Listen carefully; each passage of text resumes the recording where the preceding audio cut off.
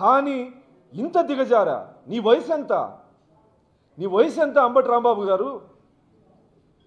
దాదాపు 60 సంవత్సరాలు 65 సంవత్సరాలు కలిగిన ఒక వయోవృద్ధుడివి ఇంత అహంకారంతో మాట్లాడితే కేవలం లడ్డు ఇష్యూని, కల్తీ లడ్డు ఇష్యూని తప్పుదారి పట్టించేందుకు, ప్రజల్ని రెచ్చగొట్టేందుకు, రెండు పార్టీల మధ్య, రెండు వర్గాల మధ్య, ప్రజల మధ్య విద్వేషాలు రెచ్చగొట్టేందుకు తిరుపతి లడ్డు ఇష్యూని డైవర్ట్ చేయడానికి చేసినటువంటి కుట్ర తప్ప మరొక్కటి కాదు. అహంకారాన్ని తగ్గించుకోకపోతే ప్రజలు మీ నరాలు కట్ చేస్తారని ఇప్పటికే నిరూపించారు. ఇప్పటికీ మీకు బుద్ధి మారలేదంటే మిమ్మల్ని నిజంగా చెప్తాను అంబటి రాంబాబు, నువ్వు ఎక్కడ కనపడినా తెలుగుదేశం పార్టీ కార్యకర్తలు చెప్పులతో కొడతారని కూడా ఈ సందర్భంగా హెచ్చరిస్తా ఉన్నా. మాకు చంద్రబాబు నాయుడు గారు అంత సహనం, ఓపిక రెండూ లేవు. ప్రజాస్వామ్యబద్ధంగా ప్రజాస్వామ్యంలో ఉన్నాం, ప్రజలు ఎన్నుకునేటువంటి పరిపాలనలో ఉన్నాం. వ్యవస్థల్ని గౌరవించాలి, సమాజంలో గౌరవించబడే విధంగా రాజకీయాలు చేయాలి. కానీ ఇంత నీచంగా 45 సంవత్సరాల సుదీర్ఘ రాజకీయ అనుభవం కలిగినటువంటి నాయకుడిని, 4 సార్లు తెలుగు రాష్ట్రాలకు ముఖ్యమంత్రి అయినటువంటి వ్యక్తిని, 4 సార్లు ప్రతిపక్ష నేతగా ప్రజల హక్కుల కోసం పోరాడినటువంటి వ్యక్తిని, భారతదేశంలో ఉన్నటువంటి సీనియర్ నాయకులు ఒకరిద్దరిలో ఒక్కడైనటువంటి చంద్రబాబు నాయుడు గారిని ఇంత నీచంగా మాట్లాడితే భరించే ఓపిక శక్తి మాకు లేవు. ఖచ్చితంగా అంబటి రాంబాబు, నిన్ను నడి రోడ్డు మీద మాకు కనపడినా ఎక్కడ కనపడినా ఖచ్చితంగా చెప్పులతో కొడతాం. ఇంకా సహనము, ఓపిక మా అధినేతని, మా గౌరవ ముఖ్యమంత్రిని, మా నాయకుడిని విమర్శించిన తర్వాత మంచి చెడుల గురించి ఆలోచించాల్సిన ఓపిక, సహనం రెండూ మాకు కూడా లేవు.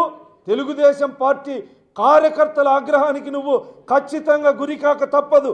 ఈరోజు నువ్వు మాట్లాడినటువంటి మాటలకి ఖచ్చితంగా భవిష్యత్తులో ఎందుకు నేను ఆ రోజు మాట్లాడినానని చెప్పేసి నువ్వు కుళ్ళి బాధపడే రోజు ఖచ్చితంగా దగ్గరలో ఉంది రాంబాబు. ఇప్పటికైనా జగన్మోహన్ రెడ్డి గారు నైతిక బాధ్యత తీసుకొని అంబటి రాంబాబుని పార్టీ నుంచి సస్పెండ్ చేయాలి. తెలుగుదేశం పార్టీలో ఒక కార్యకర్త మీ శ్రీమతి గారి గురించి మాట్లాడితే చంద్రబాబు నాయుడు గారు ఎంత హుందాతనంతో వ్యవహరించాడు. మా కార్యకర్తని కాదు, మాట్లాడిన మా కార్యకర్తని కూడా అరెస్ట్ చేసి సబ్ జైలుకి పంపించిన చరిత్ర చంద్రబాబు నాయుడు గారిది. ఈరోజు అంబటి రాంబాబు నీచంగా మా అధినాయకుడి మాట్లాడినాడు. నీకు ఏమాత్రం నైతిక విలువలున్నా ఖచ్చితంగా అతన్ని పార్టీ నుంచి సస్పెండ్ చేయాలి. లేకపోతే నేను చెప్తానను కదా, వాడు ఎక్కడ కనిపించినా, అంబటి రాంబాబు అనేవాడు ఎక్కడ కనిపించినా మాకింతకంటే భవిష్యత్తు మీద ఆశ లేదు. మా గౌరవ ముఖ్యమంత్రి చంద్రబాబు నాయుడు గారిని మాట్లాడిన తర్వాత సహనము, ఓపికతో ఉండాల్సినటువంటి అవసరం లేదు. చంద్రబాబు నాయుడు గారు లాంటి సహనం మాకు లేదు. ఆయన సహనాన్ని మీరు చేతకంతనంగా తీసుకుంటా ఉన్నారు.